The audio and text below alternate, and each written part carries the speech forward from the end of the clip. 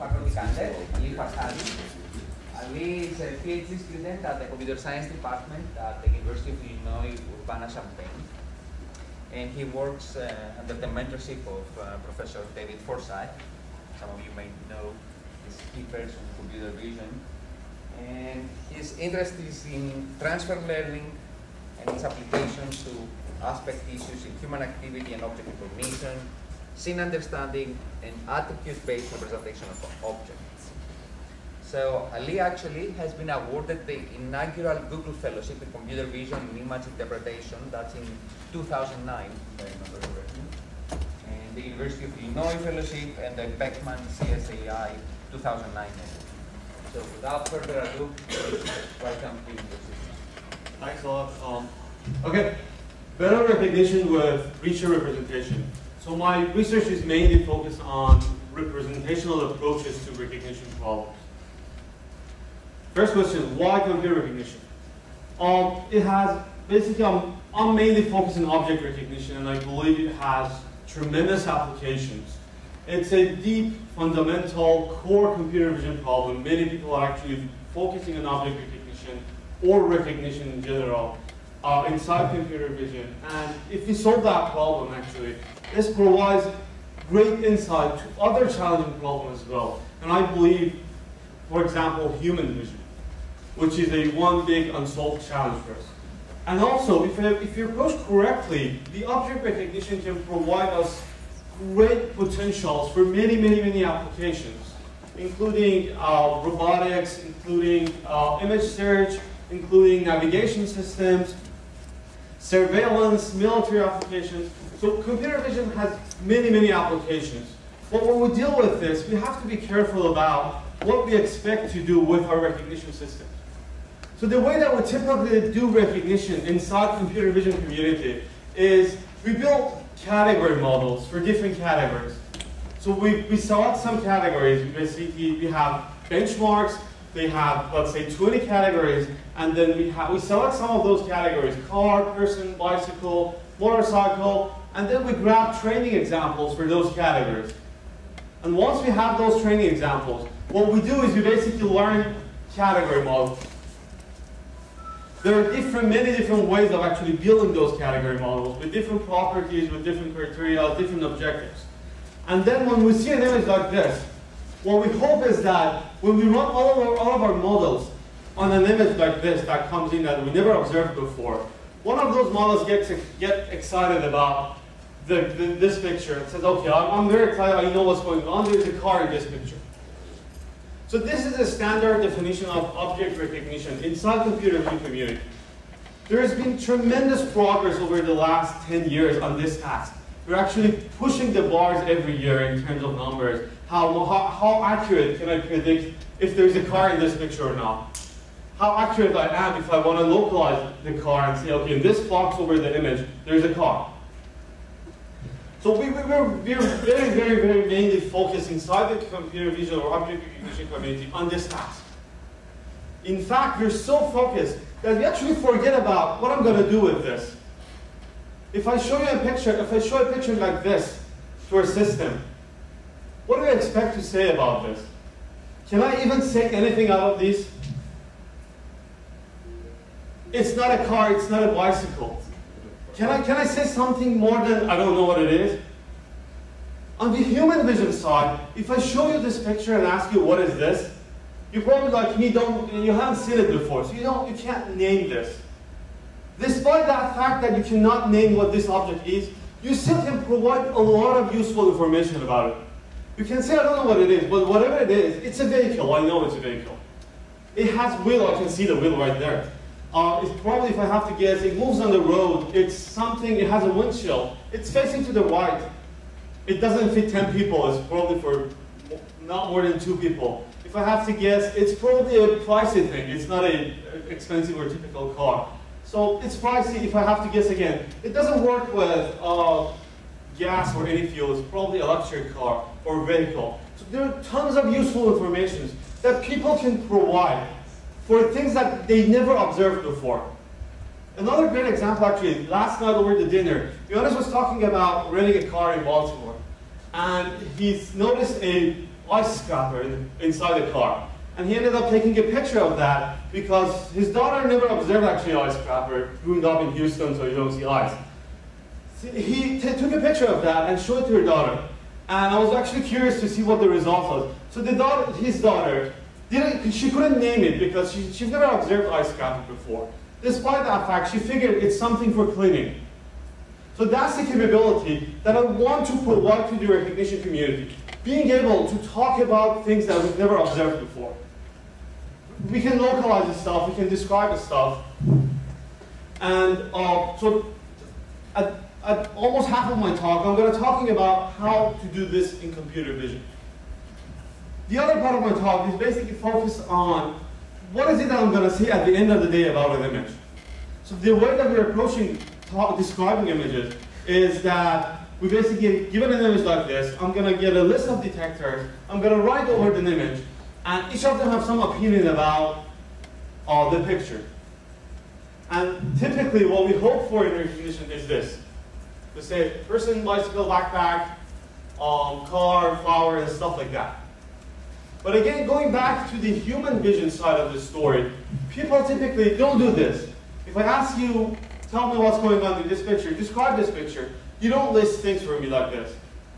Among the objects that you see in the picture, you select some of those objects, and then you select some of them. You probably don't talk about the backpack over here, you don't talk about the car over there, you don't talk about the flowers back there. So you select some of the objects, and then you put them in relationships in terms of actions, events, geometric relationships, and produce a statement for an image like this. So the other half of my talk would be basically focused on doing this in computer vision. It's a long, challenging goal. I'm just showing you steps toward this goal. So my talk today would be, first I'm going to talk about the visual attributes, which is basically our means of being able to generalize across category, being able to talk about unusual typicality or typicalities of instances inside familiar categories. Then I'll talk about how to generate, how to predict sentences for images, and then visual phrases. I'm going to introduce visual phrases and the applications of those to providing sentences for images. Attributes. What I'm going to do with attributes is I have two goals. I like to be able to describe and localize things that I've never observed before, similar to what you can do. So if I show you, when I showed you the picture of the vehicle that I don't know what it is, you could describe it and you could localize it. So I'm trying to shift the goal of recognition from naming things to describing things. If I learn to describe things instead of learn to name things, there are many, many, many different things that I can do. So the procedure looks like an image comes in. It's a little bit of feature extraction, feature selection that I'm not going to talk about to the correlated attributes. At the end of the day, I have an attribute classifier. I run it over an image, and that provides predictions of attributes. Then I can use those attributes as a way of describing the objects. This has big as head, it's yellow, it's basically standing or hanging. And then if I'm really into naming things, I can learn category models on the top of those predictions.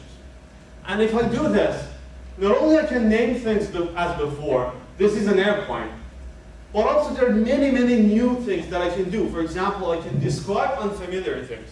I can talk about carriages without ever seeing any single example of a carriage before. I can say, I don't know what it is, but whatever this is, it has wheel, it's made of wool. So these are examples of those. We never observed skyscrapers. Despite that, we can say this is a 3D boxy thing that has rows of windows. We've never observed centaurs before. But similar to people, we can say, okay, I don't know what it is. It's not a people because I don't know, it's half horse, half person. Well, whatever this is, it has head, it has arm, it has hair, it has face. And actually, our method thinks it has saddle. Not only can do that, but you can also talk about what's unusual about things that you actually know.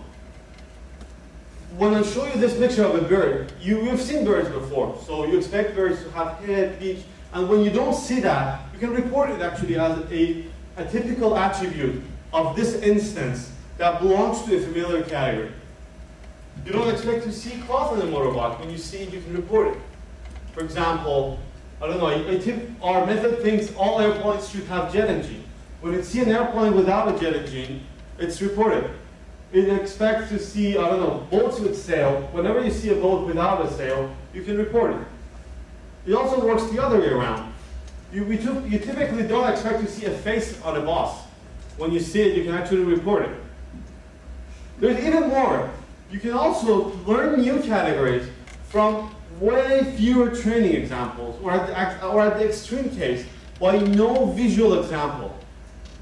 Imagine you have no idea about goats. You never observed goats before.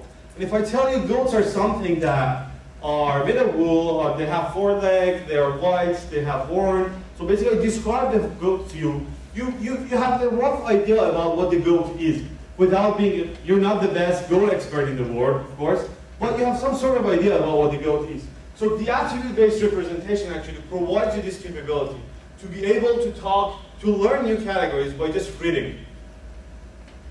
That's my actually favorite curve on this topic. This is the number of training examples per category that you need to train a category, and that's the accuracy. So this is the typical, the blue line is the solid blue line is the typical way that we do recognition. And the dotted black line is the attribute-based representation. As you can see, I can learn new categories with 40 examples and get to the accuracy that you can get with 200 examples. Or in the extreme case, with no examples. So that's where we're standing for learning new categories by just reading. And that's actually chance. So these attributes are great machinery to be able to generalize cross categories. Not only we can describe things, but adopting this framework can also localize things. The same way that you do in human vision. So you don't know what this object is. But you can say, here's the wheel, here's the vehicle, here's the windshield.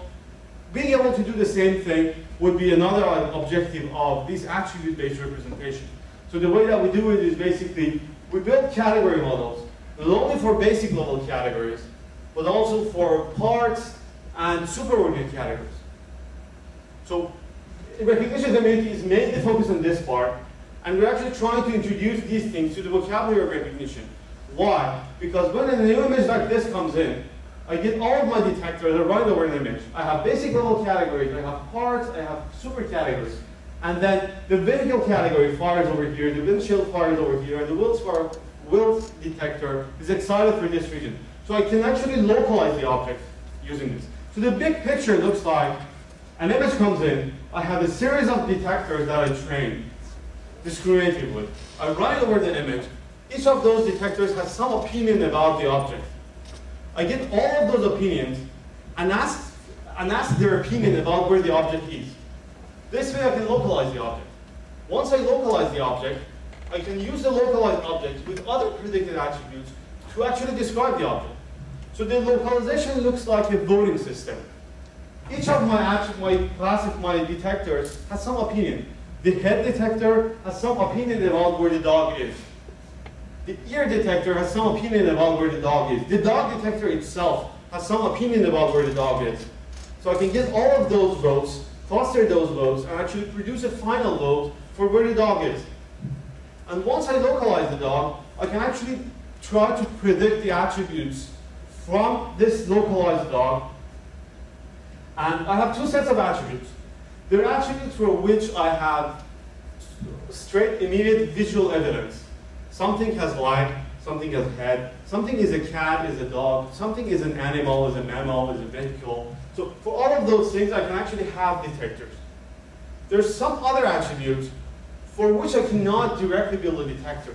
For example, is something carnivorous or not? Is something can jump? Is something being dangerous? So I can also predict those attributes. But for those attributes, I don't know how to build a detector for. I really don't know how to build a detector for is this creature is going to bite me or not. And the way I'm going to deal with this is that we're going to learn those attributes